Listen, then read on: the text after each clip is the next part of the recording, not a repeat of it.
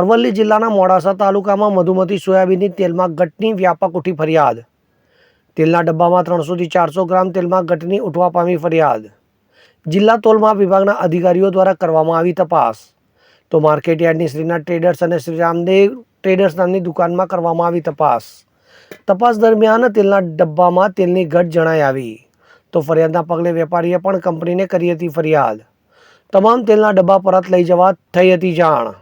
તો તોલમાપ વિભાગ દ્વારા નિયમાનુસાર કરવામાં આવી કાર્યવાહી। શ્રીનાથ ટ્રેડર્સ સાર્વજનિક શાહ માર્કેટ મધુમતી સોયાબીન જે આવ્યું છે એ 450 ગ્રામ નીકળ્યું છે।